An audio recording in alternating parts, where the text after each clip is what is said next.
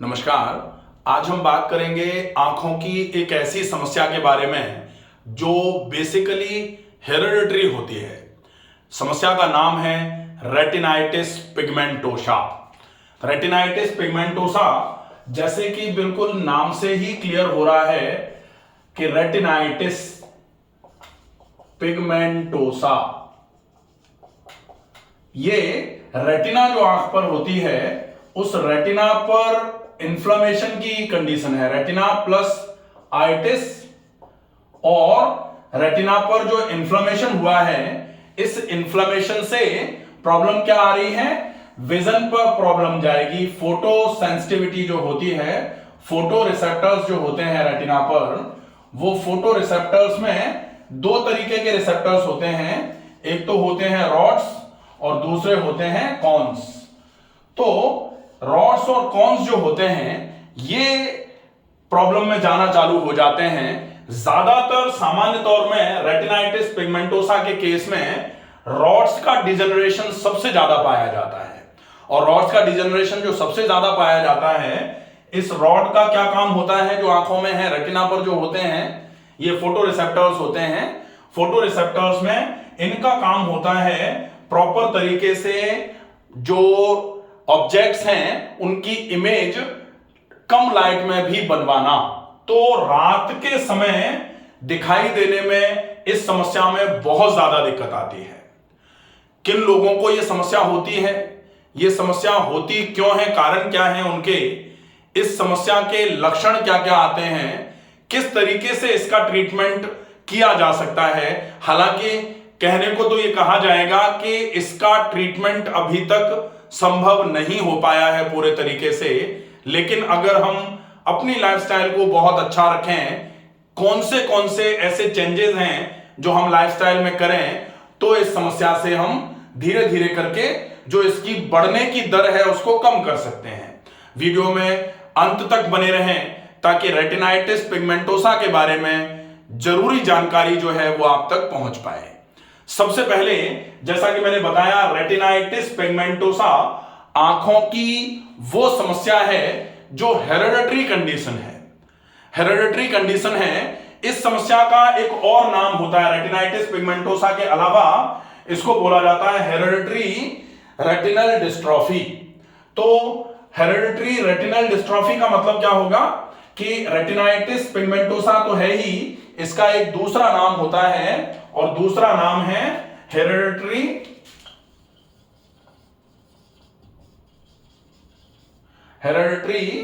Retinal dystrophy. यह भी इसका एक दूसरा नाम है।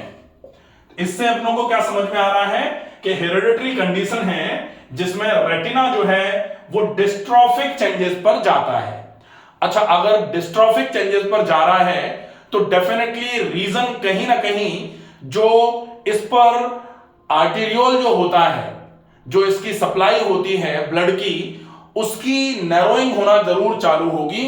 तो आर्टेरियोलर नैरोइंग होना चालू होती है, इसकी वजह से रेटिनल डिस्ट्रॉफिक चेंजेस आना चालू होते हैं। एक कारण तो इस समस्या का यह होता है। अब हम देखें कि ये जो रेटिनाइटिस पिगमेंटोसा की कंडीशन है, ये कंडीशन होने का मूल कारण क्या है? अब वैसे मूल कारणों में तो ऐसा माना जाता है कि ये कंडीशन जो है ये हेरेडिटरी है।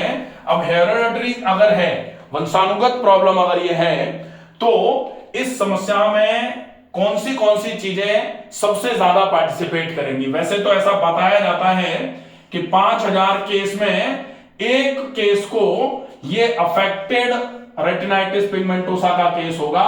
मतलब लगभग बहुत कम चांसेस हैं इस समस्या के होने के, लेकिन ऐसा भी माना जाता है कि 100 में से एक कैरियर केस इस समस्या का बनता है। अच्छा, कैरियर केस का मतलब क्या होता है? जैसे अगर मेल और फीमेल दोनों इस समस्या के लिए अगर कैरियर हैं, तो ये मेल और ये फीमेल मान लेते हैं, अगर ये दो मिलकर के जब इनके बच्चे होंगे तो 25% चांसेस होंगे अफेक्टेड के, एक अगर मान लो इनके 4 बच्चे होते हैं तो एक बच्चे को तो रेटिनाइटिस पिगमेंटोसा होगा और एक बच्चे को रेटिनाइटिस पिगमेंटोसा बिल्कुल नहीं होगा, और बाकी के 2 जो बच्चे रहेंगे इनको रेटिनाइटिस पिगमेंटोसा कैरियर स्टेज में होगा। सामान्य तौर पर इस तरीके से ये कैलकुलेशन चलेगी। अब हम देखें कि ये जो है रेटिनाइटिस पिगमेंटोसा ये प्रोग्रेसिव विजन लॉस कराता है। प्रोग्रेसिव विजन लॉस कराता है, इसका मतलब क्या है कि धीरे धीरे करके विजन जो है वो लूज होना चालू होता है, लॉस होना चालू होता है। तो अगर धीरे धीरे विजन लॉस होना चालू होता है तो सबसे ज्यादा कंडीशन कैसी बनेगी? विजन अगर लॉस होना चालू हुआ है तो सबसे पहले ये साइड विजन को खराब करने का काम करता है। साइड विजन अगर खराब होता है, ऐसे केस में क्या होगा कि जैसे कोई कैमरा होता है, कैमरे में अगर साइड विजन खराब होता है तो हम सिर्फ सामने की तरफ ही देख पाते हैं, इधर की तरफ नहीं देख पा रहे, इधर की तरफ नहीं देख पा रहे। तो आंखों के साइड्स में जो पेरिफेरली जो ऑब्जेक्ट्स पड़े होंगे वो हमको दिखाई नहीं देंगे। तो पेरिफेरल विजन लॉस या फिर साइड विजन लॉस इसको बोला जाता है। इस विजन को बोला जाता है टनल विजन। टनल विजन का मतलब है हमको सिर्फ सामने की तरफ ऐसे करके दिख रहा है, जैसे घोड़े के आंखों पर ऐसे पट्टी बांधी जाती है ना, तो घोड़ा सिर्फ सामने देख पा रहा होता है, साइड्स की तरफ नहीं देख पा रहा होता है। तो जब साइड विजन लॉस होता है तो टनल विजन के जैसे विजन हो जाता है जिस व्यक्ति का ये साइड विजन लॉस हो रहा होता है। बाद में चल के धीरे धीरे करके ये सेंट्रल विजन भी लॉस होना चालू होता है। तो सेंट्रल विजन अगर लॉस होना चालू हुआ तब बोलते हैं लॉस ऑफ विजन या कंप्लीट लॉस ऑफ विजन। इसके चांसेस भी बनते हैं अगर प्रॉपर तरीके से इस कंडीशन को हैंडल नहीं किया जाए। अगर इस कंडीशन को प्रॉपर हैंडल नहीं किया जाएगा तो डेफिनेटली सेंट्रल विजन भी धीरे धीरे करके गड़बड़ होना चालू हो जाएगा। तीसरी जो कंडीशन होती है जो साइन सिम्टम्स में जाएगा वो होगा कि अगर रेटिनाइटिस पिगमेंटोसा है तो फ्लैशेस जो होते हैं, जैसे गाड़ी चलाई जा रही है तो फ्लैशेस के अगेंस्ट में सेंसिटिविटी होना चालू हो जाती है। फ्लैशेस को जो एकदम से लाइट अगर आंखों पे पड़ गई तो आपकी आंखों के रॉड्स एंड कॉन्स जो है ना वो प्रॉपर तरीके से एनालाइज नहीं कर पाएंगे कुछ। तो जो शिफ्टिंग है डार्क से लाइट में, लाइट से डार्क में, इसके लिए जो फोटो रिसेप्टर्स हैं वो प्रॉपर तरीके से एनालिसिस नहीं कर पाएंगे। इसका यह भी ध्यान रखना पड़ेगा कि आप अगर स्विच कर रहे हैं from light area to dark area और from dark area to light area, तो ऐसे कंडीशन में भी आपको आंखों में समस्या लगेगी। तो ये साइंस एंड सिम्टम्स होते हैं जो रेटिनाइटिस पिगमेंटोसा का केस है इसमें देखने को मिलते हैं। अब हम देखें कि इसकी डायग्नोसिस करने के लिए क्या क्या चीजें आपके लिए इंपॉर्टेंट होती हैं। तो डायग्नोसिस के लिए सबसे ज्यादा इंपॉर्टेंट जो होता है वो होती है फंडोस्कोपी। फंडोस्कोपी, फंडस को प्रॉपर तरीके से एक तरीके से देखा जाता है कि आंख में प्रॉब्लम क्या आ रही है। तो फंडोस्कोपी में इसमें जो आपको देखने में आएगा वो आएगा आर्टेरियोलर नैरोइंग ही देखने में आएगी कि सबसे पहले अगर फंडोस्कोपी कराई है तो आर्टेरियोलर नैरोइंग देखने में आएगी आपके। दूसरा होता है, एक तो फंडोस्कोपी करा सकते हैं, फंडोस्कोपी के बाद में दूसरे केस में हम जाएंगे फैमिली हिस्ट्री। फैमिली हिस्ट्री को अगर प्रॉपर तरीके से क्वेश्चन किया जाएगा तो उसमें से भी अगर आपको सिम्टम्स कुछ ऐसे लग रहे हैं फिर आप फैमिली हिस्ट्री पर जाकर के इसको जो कंफर्मेटरी डायग्नोसिस है उसकी तरफ ले जा सकते हैं। एक और डायग्नोसिस का टूल हो सकता है वो है अदर टूल्स जो होते हैं उनमें अगर आंखों में डायरेक्ट कोई इंफेक्शन आया है, डायरेक्ट कोई इन्फ्लेमेशन हुआ है, उसकी वजह से भी यह समस्या देखने को मिल सकती है सामान्य तौर पर आपको। अब अगर इसके ट्रीटमेंट की बात करी जाती है कि रेटिनाइटिस पिगमेंटोसा का जो केस है इसमें आप ट्रीटमेंट क्या क्या कर सकते हैं, तो वैसे तो बोला जाता है नो ट्रीटमेंट, इसमें ट्रीटमेंट कुछ होता ही नहीं है।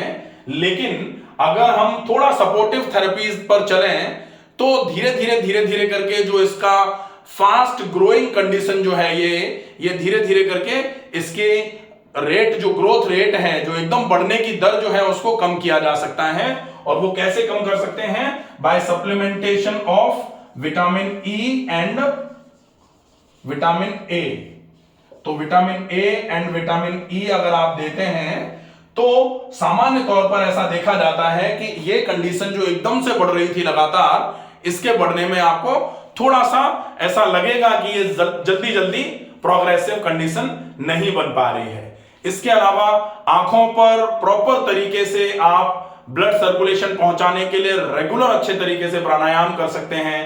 प्राणायाम में आप अनुलोम विलोम प्राणायाम और डीप ब्रीदिंग, अगर आप 10-10 मिनट दोनों प्राणायामों का अभ्यास करते हैं तो इससे आपके आंख के पूरे स्ट्रक्चर पर प्रॉपर तरीके से ब्लड सर्कुलेशन पहुंचेगा। स्ट्रेस की कमी होनी चाहिए, यह भी विशेष ध्यान रखना पड़ेगा।